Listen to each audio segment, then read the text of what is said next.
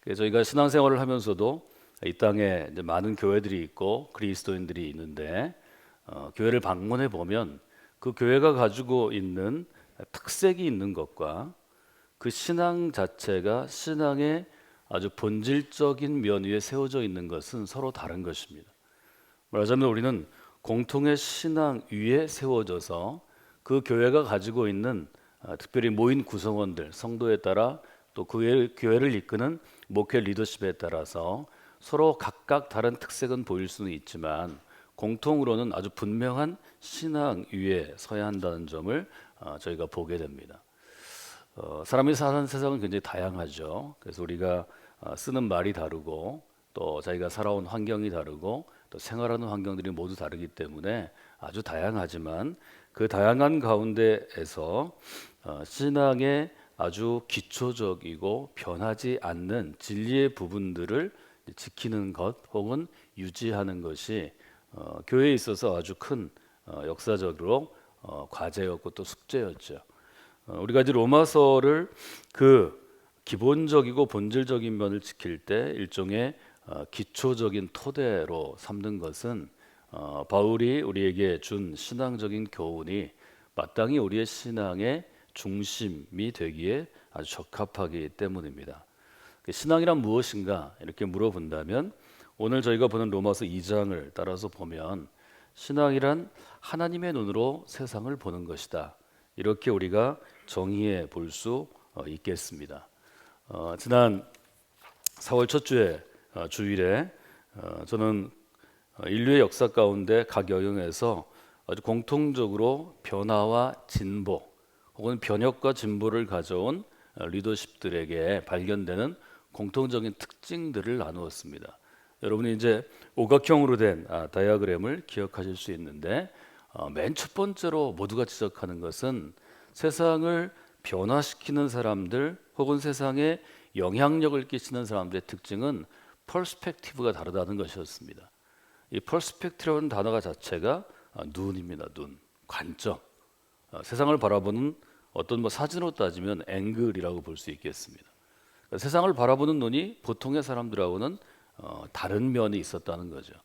우리가 바울의 관점, 바울의 신앙에 대한 고백, 또 신앙에 대한 바울의 가르침을 우리의 신앙이 가지고 있는 중심으로 채택하는 것, 혹은 중심으로 받아들이고 그것들을 교리화시키는 것은 바로 바울이 가지고 있는 이 퍼스펙티브가 우리가 동의할 수 있고 또 우리가 따라갈 수 있기 때문이라는 거죠. 그 점을 우리가 한번 볼 수 있습니다. 그러면 바울은 과연 어떤 퍼스펙티브를 가지고 세상을 바라봤나요? 그것은 율법의 눈이라고 쉽게 규정할 수 있겠습니다. 토라의 눈을 가지고 세상을 바라본 사람이 바로 바울이었죠. 바울은 태어나면서부터 유대인 중에 유대인이었고 그가 이스라엘이 아닌 곳에서 이방 도시에서 자라났지만 유대교 가정에서 자라나면서 토라를 몸으로 체험하고 또 토라를 배우고 토라를 해석하는 일종의 랍비 과정, 토라 학교에서 가장 좋은 교육을 받은 사람입니다. 그러니까 바울은 율법의 눈으로 세상을 보는 것이 어릴 때부터 청년의 시절까지 아주 잘 훈련된 사람이죠. 그 율법의 눈 외에는 세상을 보는 눈을 바울이 갖지 않았습니다. 그러니까 바울은 율법의 눈으로 우리가 구약이라고 부르는 혹은 첫 다섯째권 토라라고 부르는 토라의 눈으로 세상을 본 거죠. 토라의 눈으로 세상을 보던 바울이 그리스도를 만남으로 새로운 눈뜸이 있었죠. 새롭게 눈을 뜬 것입니다. 신앙이란 새로운 눈뜸이라고 제가 여러분에게 설교의 제목으로 눈뜨다라는 주제를 나눈 적이 있죠. 말하자면 율법의 눈으로 세상을 보던 바울이 그리스도의 눈으로 세상을 보게 되었습니다. 아주 간단하게 우리가 그리스도의 눈이라고 얘기할 수 있지만 바울은 이것을 가지고 아주 오랜 시간 고민할 수밖에 없죠. 율법이 세상 최고의 세상을 보는 눈이고 자기는 율법에 있어서는 정통한 학자로 길러져 왔고 율법에 대해서 알 뿐만 아니라 율법을 실행하는 바리새파 사람으로 그는 당대 자기 자신의 나이 또래에서는 그 열심을 따를 자가 없을 정도로 율법으로 살아간 사람이죠. 그런데 그 율법으로 살아간 사람이 새로운 눈을 갖게 되었을 때 얼마나 큰 고통이 그에게 따르겠어요? 세상을 보는 눈, 말하자면 세상을 보는 관점을 우리가 세계관이라고 한국교회가 1980년대 말부터 세계관이라는 용어를 썼는데 일종의 철학입니다. 일종의 우리로 얘기하면 우리 신앙 안에서는 신학적인 관점이죠. 세상을 보는 관점이 바뀌게 된 거죠. 그리스도인으로 세상을 보는 것이 어떤 것이냐? 바울이 굉장히 고민했습니다. 바울에게 있어서 예수님을 체험한 것은 눈먼으로 왔죠. 다메섹에서 그는 아주 강력한 빛을 만나서 눈으로 보지 못하게 되었습니다. 다른 사람의 손에 끌려서 그는 직가가 있는 거리로 가서 곱게 뻗은 그 길의 끝에 있는 어느 집에 머물게 되죠. 그가 새로운 인생을 갖게 되었을 때, 새로운 세상을 보게 되었을 때, 그때 그는 눈을 뜨면서 곱게 뻗은 길, 거의 1500m에 달하는 곧든 거리, 직가 앞에 섰다고 제가 여러분에게 바울의 삶을 통해 말씀드렸습니다. 이것은 굉장히 상징적인 사건이지만 바울은 그 상징적인 사건을 자기에게 맞게 해석할 수밖에 없죠. 내가 율법의 눈으로 세상을 봤는데 하나님은 내 눈을 멀게 하셨습니다. 그 눈을 닫으셨습니다. 그 새로운 눈을 뜨게 하시고 바울은 그 새로운 눈이 무엇인가를 가지고 아주 오랫동안 고민하게 되었습니다. 몇 년간을 고민했는데 정확한 연도는 모르지만 바울처럼 논리적으로 훈련되고 또 자기 철저한 완벽주의자이고 담즙질 기질의 리더십을 가진 바울은 아주 철저하게 고민했을 것입니다. 그리스도의 눈은 무엇인가? 그리고 그 그리스도의 눈을 규정한 것이 바로 복음입니다. 말하자면 바울은 율법의 눈을 가지고 세상을 살아왔지만 이 율법의 눈을 하나님께서 강제로 닫으시고 이 눈이 멀고 복음의 눈을 갖게 됐다는 거죠. 당연히 이전에 보이지 않던 것들이 보이게 되고 이전에는 당연시 여기던 것들이 지금은 질문하게 됐죠. 세상이 바뀐 것입니다. 바울의 인생이 바뀐 게 아니라 세상을 보는 관점이 바뀌었기 때문에 바울의 인생이 그 이전과 이후가 완전하게 구분되는 거죠. 같은 사람이 아니죠. 같은 생각을 할 수 없고 똑같은 일을 경험해도 다르게 해석할 수 있는데 정반대로 해석했다는 거죠. 그걸 잘 보여주는 것이 지금 저희가 로마서 2장에 보는 일종의 바울의 논증들입니다. 율법의 특징은 어떤 것인가요? 율법은 규칙입니다. 규칙은 정하기 위해서 만들어진 것이고 지키기 위해서 실행되는 것입니다. 그러니까 바울의 인생은 규칙을 보고 규칙을 해석한 다음에 이것을 지키는가 못 지키는가로 성패가 달리는 것입니다. 사람이 어떤 환경에서 교육을 받았나 하는 것은 아주 중요한 것입니다. 어떤 정신의 틀, 즉 어떤 이데올로기 밑에서 교육을 받았나가 굉장히 중요합니다. 지금 저희 나라가 대선 전국으로 접어들었는데 저희 나라는 아주 일정 정도 여론조사를 해보면 소위 말해서 늘 보수적인 정당을 지지하는 사람들이 일정 퍼센트 있죠. 되게 35% 전후가 있고 동일한 수에 늘 야권을 지지하는 수가 있습니다. 물론 이것이 지역적으로 영남과 호남으로 갈라졌다고 그러지만 이데올로기적으로 아주 균형을 이루고 있다는 거죠. 근데 이것들이 잘 바뀌지 않습니다. 지지층들도 바뀌지 않습니다. 그것은 우리가 자라는 환경 속에서 갖게 된 눈이 있다는 거죠. 어려서부터 고생하고 힘든 사람들은 세상이 바뀌기를 원합니다. 우리나라만 그런 게 아닙니다. 어려서부터 어떤 연유로든 가정 가운데 경제적인 어려움이 있든 부모님이 어떤 이혼을 하든 그래서 어렵게 자라난 사람들은 이 세상이 한번 바뀌기를 원합니다. 풍족하고 유복한 환경에서 잘 자라서 코스대로 과정대로 자기의 자리를 차지한 사람들은 이 세상이 안정되게 유지되기를 바랍니다. 이것은 우리나라뿐만 아니라 투표로 정권을 결정하는 소위 민주주의 체제 아래에서는 어디 가나 일정 정도가 있고 근데 중간에 있는 그룹들이 있죠. 결국 대통령을 만드는 혹은 정권을 만드는 것도 중간에 있는 그룹들이 어느 쪽에 쏠리냐에 따라 달라진 것뿐이지 양쪽에 있는 사람들은 자기의 생각을 절대로 바꾸지 않습니다. 이것은 인간이 갖고 있는 일정한 퍼스펙티브라는 거죠. 세상을 보는 눈이라는 거죠. 율법의 특징은 규칙에 있고 규칙은 정하는 것이고 정한 것을 지키는 데 의미가 있습니다. 그러니까 바울은 사람을 볼 때 어떻게 볼까요? 유대인에게 주신 모세에게 주신 토라라고 불리우는 삶의 규칙입니다. 이게 꼭 신앙의 규칙만이 아니에요. 신앙과 생활이 잘 혼합되고 정제된, 우리가 십계명도 보면 하나님 계명이 있고 이웃을 향한 사람들 사이에 계명이 있는데, 이것들이 잘 짜여진 규칙을 지키는가 못 지키는가에 따라 사람을 판단하는 거죠. 우리나라는 굉장히 어려운 시대를 살아왔고, 가난하고 어려운 것을 극복하기 위해서는 교육을 통하여서 극복하는 것 외에는 없다. 이런 기류가 형성돼서 사실 여러분들이 대부분 사람을 평가할 때 어떤 학교를 나왔나를 중시합니다. 이 교육의 배경을 중시합니다. 공부를 어디까지 했나를 중시합니다. 그래서 우리나라만 가방끈이 길다, 뭐 이런 속어가 만들어졌죠. 이건 우리가 사람을 볼 때 그 사람이 지금까지 살아가면서 특별히 어린 시절부터 20대, 20대 후반에 이르기까지 어떤 교육을 받았나로 우리가 사람을 평가한다는 우리의 눈을 의미하는 것이죠. 바울이 가만히 보니까 자기도 그렇고 자기 주변에 유대교에서 열심히 있는 사람들, 열심히 있는 유대인들이 흔히 얘기할 수 있는 바리새파 사람들이죠. 또 서기관들이죠. 율법학자들이죠. 제사장들이죠. 전체 유대인의 한 15% 되는 이 사람들이 토라에 굉장히 열심히 있는 사람들이죠. 토라가 생명인 사람들이죠. 이 사람들의 특징을 가만히 보니까 어떤 특징이 있는가 하면 판단하는 사람들이라는 거죠. 내가 어떤 사람을 볼 때 이 사람이 참 좋다. 이 사람은 참 따뜻하다. 이 사람은 참 아름답다.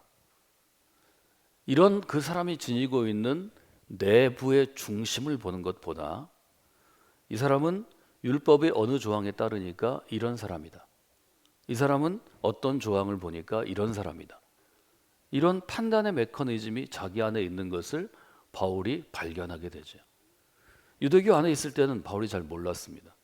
그러나 그가 그리스도를 만나고 그리스도의 사람이 되는 것이 무엇인가를 고민하게 되고 그리스도의 사람이 되기 위해서 노력했을 때, 즉 그리스도인으로 그가 변화되었을 때, 남을 볼 때 내가 그리스도의 마음으로 이 사람을 대하는 게 아니라 하나님의 마음으로 이 사람을 대하는 게 아니라 율법의 기준에 따라 판단을 먼저 하는구나.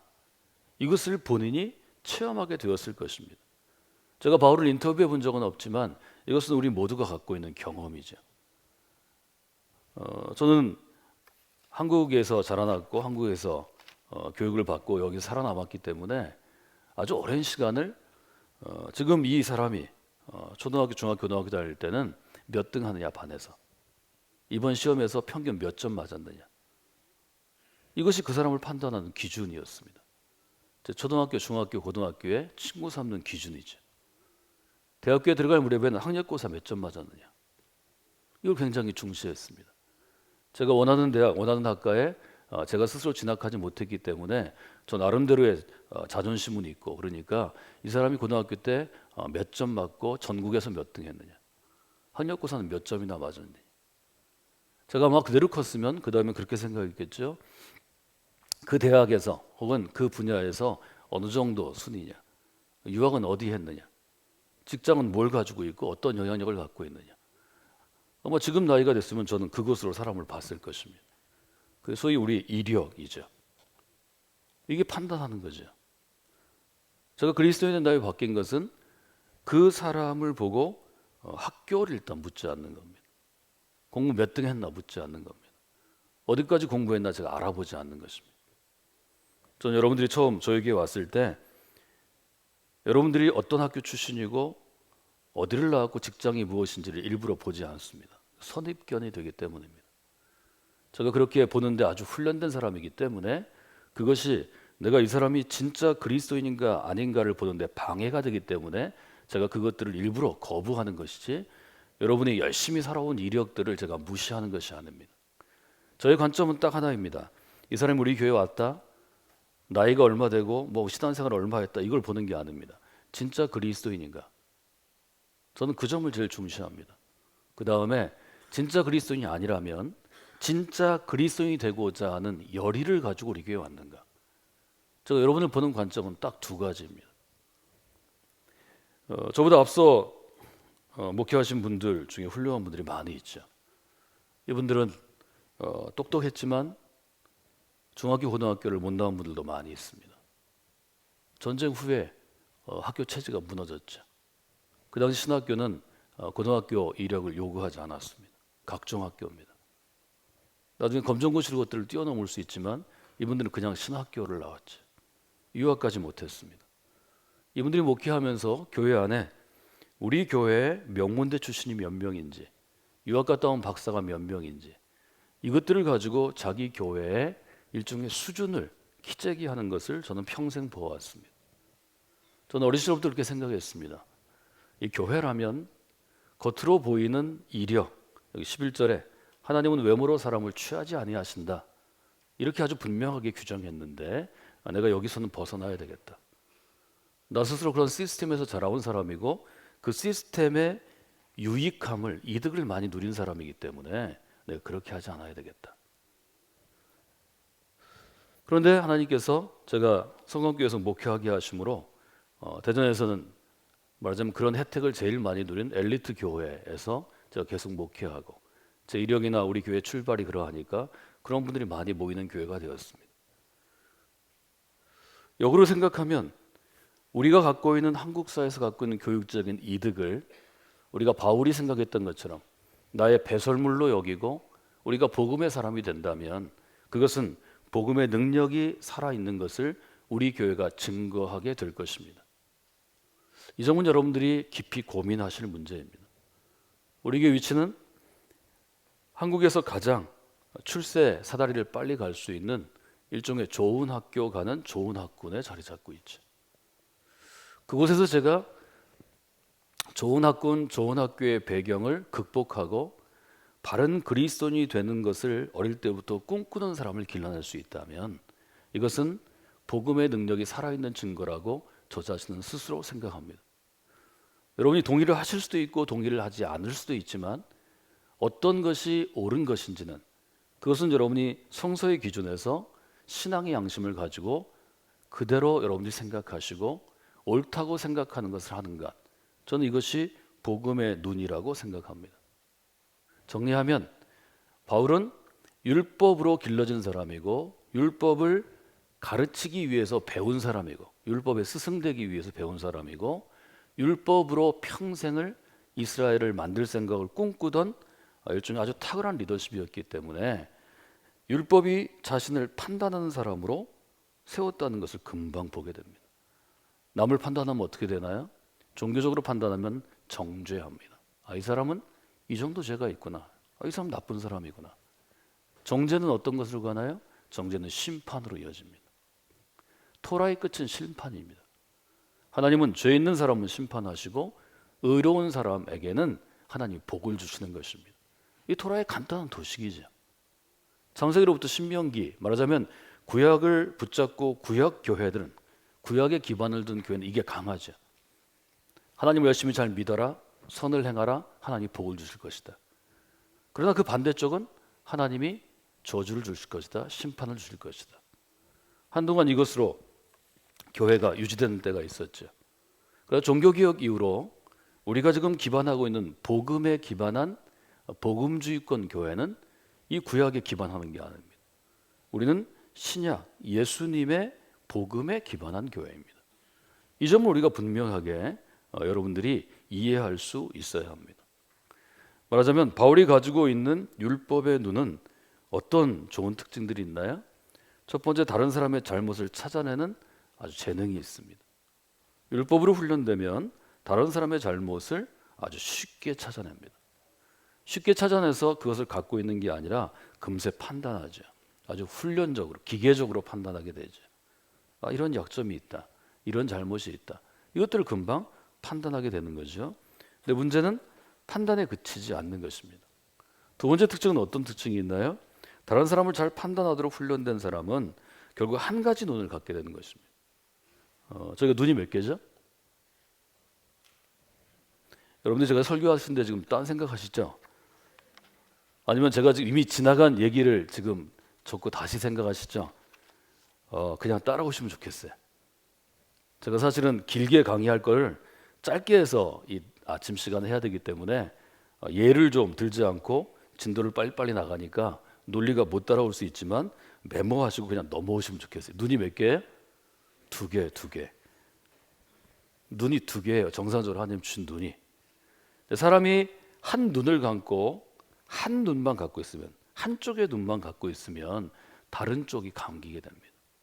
이것이 인간이 가지고 있는 일종의 보는 메커니즘입니다. 하나님 눈을 두 개를 주셨는데 한 눈만 사용하면 다른 눈을 보지 못하게 됩니다. 좀 더 우화적으로 우리가 풀이하면 사람이 한 가지 눈을 가지고 한 사람을 판단하면, 다른 사람을 판단하면 다른 눈이 감게 됩니다. 어떤 눈이 감겨지냐면 나를 보는 눈은 감겨집니다. 한 가지 눈으로만 다른 사람을 보면 나를 눈은 감겨지는 것입니다. 다른 사람을 잘 판단하는 사람, 그리고 다른 사람의 잘못을 잘 지적하는 사람, 다른 사람을 비판하는 것을 자기 일생의 은사로 하는 사람, 이런 사람의 특징은 나를 잘 보지 못하는 것입니다. 다른 사람에 대해서는 그렇게 세밀하고 정확하게 판단하고 정확하게 이야기하면서 내게 있는 그런 비슷한 성향들에 눈 감는 것입니다. 제가 그런 사람이기 때문에 제가 잘 압니다. 제가 신학교 다닐 때 제가 바울을 전공하기 위해서 초기 기독교 교회를 세울 때 바울을 전공하기 위해서 왔다 그랬을 때 신학을 전공하던 친구들 중에 또 조직 신학을 전공하던 친구들 중에 저한테 바울하고 비슷한 면이 굉장히 많이 있다, 이런 얘기를 제가 많이 들었습니다. 바울의 서신들을 보고 제가 많이 동의할 수 있고 이해할 수 있는 것은 제가 갖고 있는 내면의 어떤 세계들이 바울이 갖고 있던 세계와 아주 흡사한 부분이 많기 때문이다, 저는 그렇게 생각합니다. 바울이 그런 점을 그리스도를 만난 이후에 깨닫게 되죠. 내가 판단하는 탁월한 능력이 있구나. 근데 그 판단으로 다른 사람은 보고 그리스도인들은 핍박했는데 나는 보지 못했구나. 하나님은 나의 이 점을 깨우쳐주기 위해서 나로 그리스도를 만나게 하신 것은 아닐까?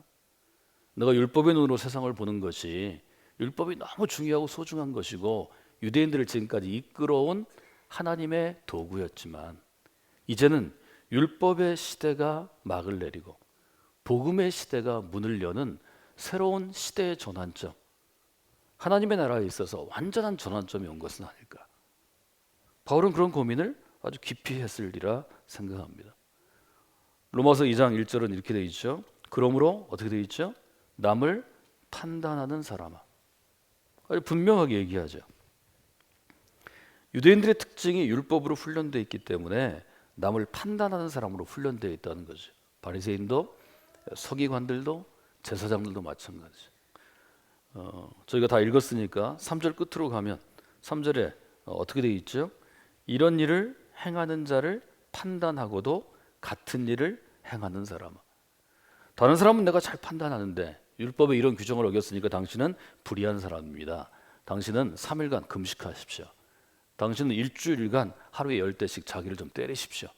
뭐 이렇게 할 수는 있는데 돌아보니까 나도 정도의 차이는 있지만 같은 일을 행하는 사람이라는 거죠. 그러니까 다른 사람을 판단하는 것은 즐기지만 실제로 돌아보면 자기도 비슷한 일을 하는 사람. 이것이 바울이 주변의 유대인들이 갖고 있는 문제였음을 아주 분명하게 깨닫게 되죠. 이것은 꼭 유대인이 아니라도 좀 보편적으로 그 한계를 넓혀보면 사람이 다 그렇지 않나요? 사람이 대부분 그렇죠.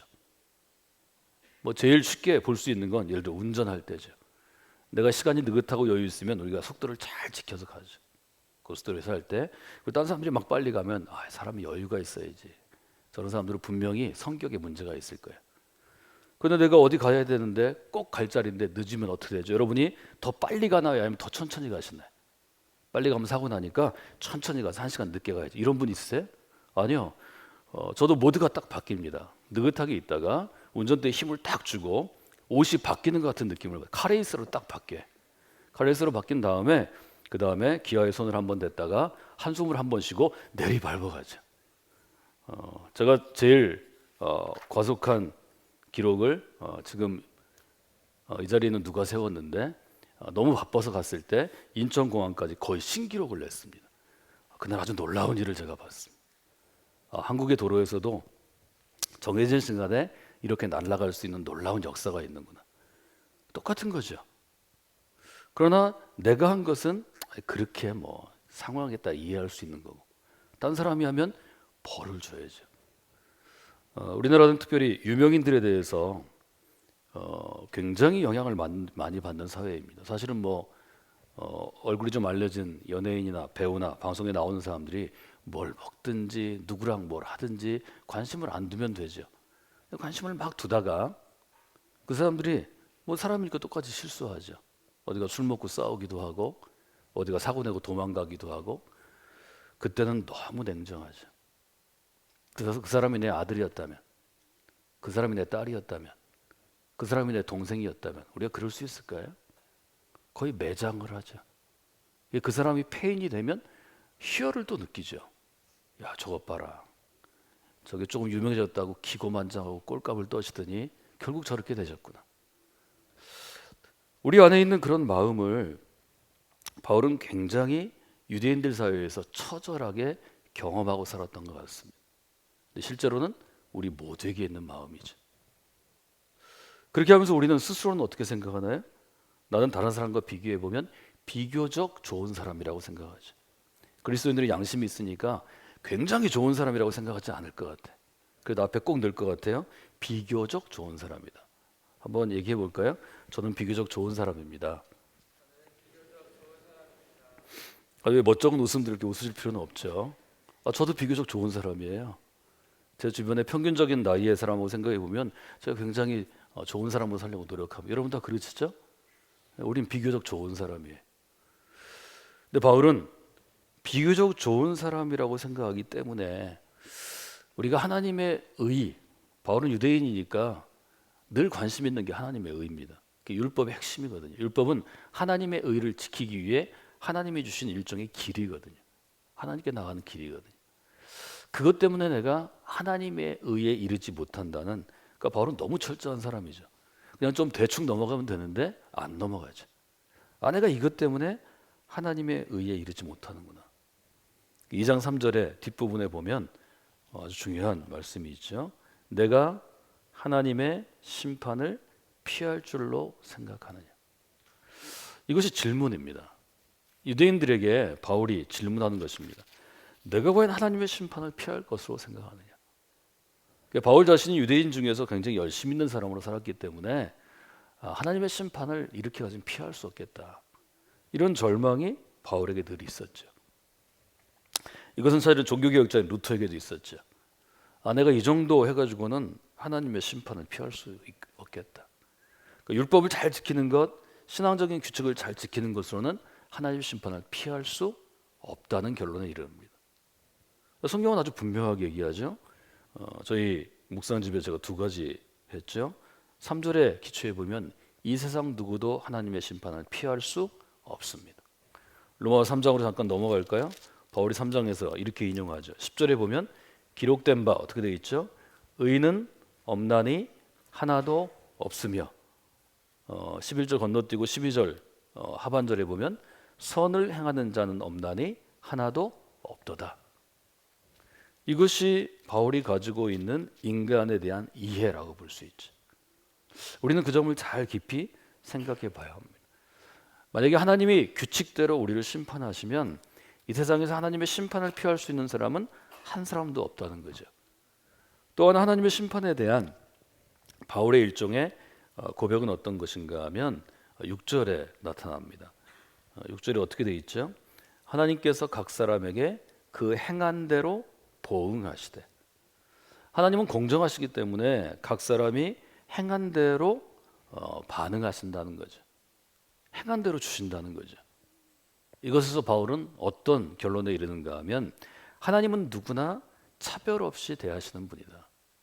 우리는 다 아는 거지만 그렇게 결론에 이릅니다.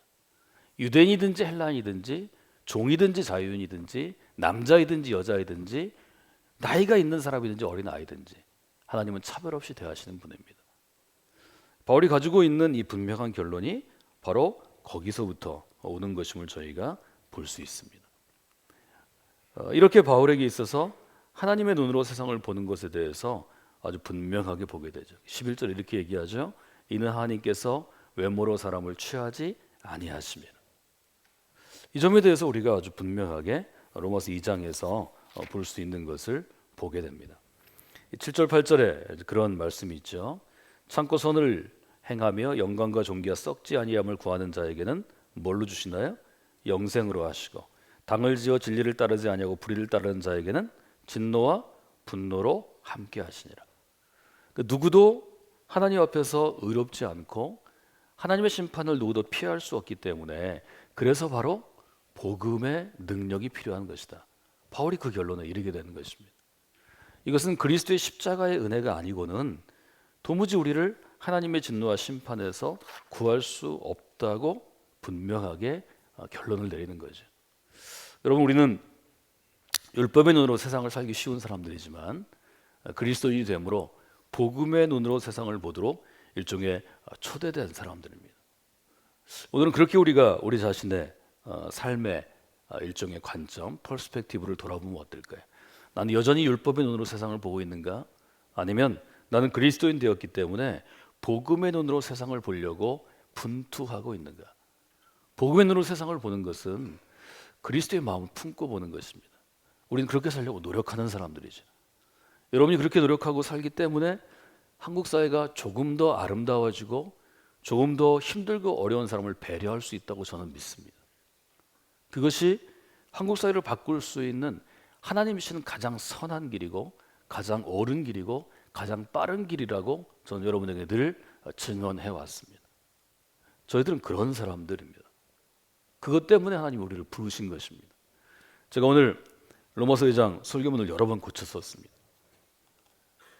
로마서 2장을 얘기하다 보면 우리가 갖고 있는 인간의 죄성에 대해서 너무 가슴 아프게 얘기해야 되기 때문에 여러분들이 너무 힘들어가지고 새벽에 안 나오겠다 이러시면 안 되잖아요.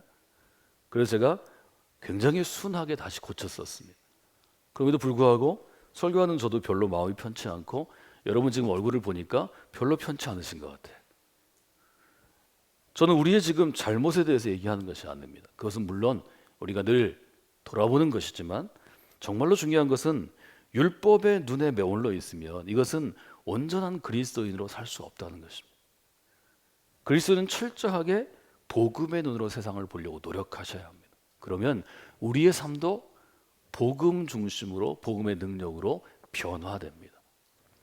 사실은 이것은 우리의 문제라기보다는 일정한 인간이 가지고 있는 종교적인 틀의 문제라고 볼 수 있습니다. 우리는 복음을 이야기하고 그리스도를 이야기하지만 교회가 갖고 있는 습관과 전통과 관습은 율법에 얽매이거나 율법에 가까운 것이 많이 있습니다. 이것은 교회만 그런 게 아니죠. 인간이 가지고 있는 사회 구조 자체가 그렇죠. 이것을 복음의 구조로 바꾸는 것이 그리스도인이 지금까지 2000년 동안 해온 일입니다. 그러나 조금 바꿔놓으면 또다시 율법으로 돌아가고 또다시 율법으로 돌아가고를 반복하는 거죠. 어쩌면 우리가 2017년에 이 로마서를 붙잡고 씨름하고 하나님의 은혜를 구하는 것은 우리 교회가 갖고 있는 규모나 우리가 하는 일들이나 또 대전에서 우리가 갖고 있는 것들이 율법처럼 굳어지는데 적합한 때 같다고 저는 생각합니다. 그래서 하나님께서 우리에게 복음의 눈을 계속해서 유지하는가 이 점을 좀 점검해 보시는 것 같습니다. 여러분이 한번 그 점을 생각하시고 오늘 내가 복음의 눈으로 세상을 보는가를 한번 체크해 보시면 좋겠습니다. 율법의 눈과 복음의 눈을 저희가 한번 나눠볼 수 있겠죠. 이것은 로마서에서 중요한 부분이니까 한번 보시면 좋겠습니다. 세상을 보는 데는 인간의 눈이 있고 하나님의 눈이 있습니다. 인간의 눈을 우리가 율법의 눈, 유대인의 눈인데 율법의 눈이라고 보고 그리스도의 눈을 우리가 복음의 눈으로 본다면 율법을 유대인들은 나 중심으로 해석해왔죠. 이것이 바울이 지적한 율법의 맹점, 율법이 나쁘다는 게 아니고 해석자인 유대인들이 자꾸 나 중심으로 해석하는 것입니다. 그런데 복음은 그리스도 중심으로 해석하게 되어 있습니다. 이 점에서 바울은 마땅히 사람이 살아야 할 바, 즉 생명에 이르는 길을 다시 한번 생각하는 거죠. 나 중심으로 생각하면 나는 놔두고 다른 사람을 판단하고 정죄하고 심판에 이르게 할 수 있습니다. 그런데 우리가 그리스도의 십자가 중심으로 보면 십자가는 결국 희생이기 때문에 이것은 사랑하는 것이고 용납하는 것이고 평화를 이루는 것입니다. 에베소에 있는 것처럼 막힌 담을 넣으셔서 평화를 이루시는 것이고 이것은 곧 생명의 길입니다. 그러니까 바울은 이 점을 아주 분명하게 홀로 있는 시간에 그가 바나바에게 이끌려서 안디옥 교회에서 목회하기 이전에 그 수년간의 시간 동안 이것들을 정리하고 생각하고 묵상했던 것 같습니다. 그것이 우리에게 새로운 하나님의 나라, 새로운 교회 공동체를 줄 수 있는 거죠. 여러분이 복음의 눈으로 세상을 보시는 분들이 되시기를 원합니다. 우리 안에 율법의 눈, 나 중심의 눈은 여전히 살아있지만 우리가 복음의 능력을 구하고 복음의 능력으로 살아가기 위해서 나아오면 우리가 왜 정기적으로 예배드리나요? 예배 시간이 율법 중심으로 살아가는 세상에 살았던 우리에게 묻어있는 나 중심의 때들을, 나 중심에 더럽혀진 것들을 그리스도의 십자가로 완전하게 새롭게 되는 것입니다. 옷 입는다, 바울은 그렇게 표현하죠. 이것은 성전을 청결하게 하신 것으로 보면 우리의 묵은 때들을 혹은 우리가 세상에서 묻은 때들을 한번 씻어주시는 것, 청소하시는 거죠. 그 점을 우리가 한 번 더 돌아본다면 우리가 신앙의 눈으로 하나님께 나아가는데 더 격려가 되고 또 하나님의 더 옳게 나아가는 중요한 길이 되리라, 그렇게 생각할 수 있습니다. 사랑하는 여러분, 바울이 우리에게 주는 교훈처럼, 바울의 깨달음처럼 우리는 복음의 눈으로 세상을 보도록 하나님이 우리를 선택하신 분들입니다. 또 하나님 불러주시고 교회 안에서 복음의 눈이 더 크게 열리도록 하나님 늘 도전하십니다. 여러분에게 신기어진 그 복음의 눈, 복음의 관점을 더 넓게 확장하시기 바랍니다. 그러면 여러분과 여러분의 집이 구원을 얻을 것이요, 여러분 주변에 있는 이웃들이 구원을 얻게 될 것입니다. 우리는 우리에게 주신 복음의 눈을 더 넓히고 확장하는 하나님의 사명을 받고 있는 것입니다. 이 일만 제대로 해도 우리가 달려갈 길을 다 마치고 우리의 육신의 생명이 끝나고 주님 앞에 서는 날 주님이 정말 수고했고 좋은 일을 많이 했다, 이렇게 칭찬하실 수 있을 것입니다. 여러분이 주님의 칭찬을 받는 그런 귀한 분들이 되시기를 주님의 이름으로 축원해 드립니다.